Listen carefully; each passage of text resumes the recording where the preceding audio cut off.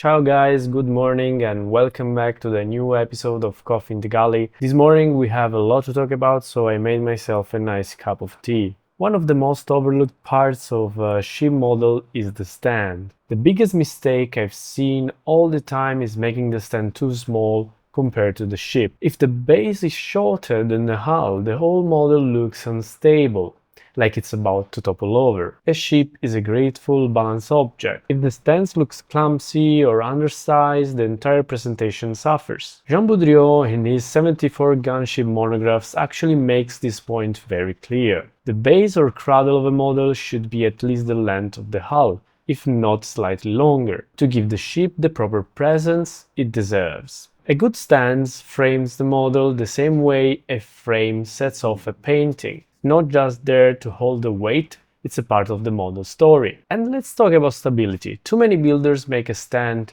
that barely touches the keel, so the ship wobbles with every vibration on the table.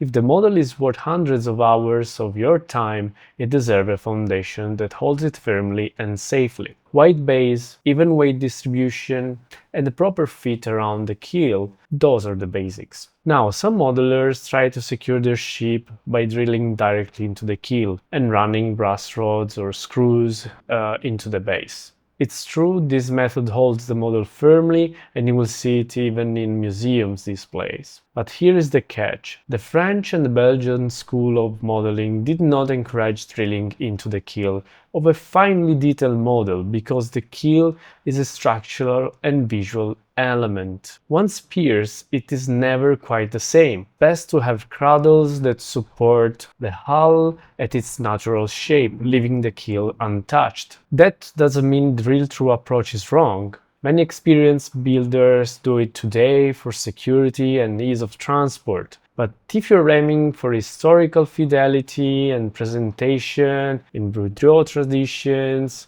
a cradle or a choke system is the way to go. Think of the stand as the last plank of your build.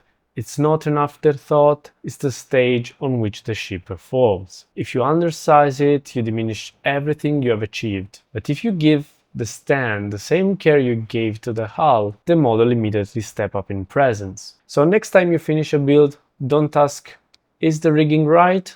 Ask, is the stand worthy of the ship? Because the final detail is what turns a model into a piece of art. Cheers!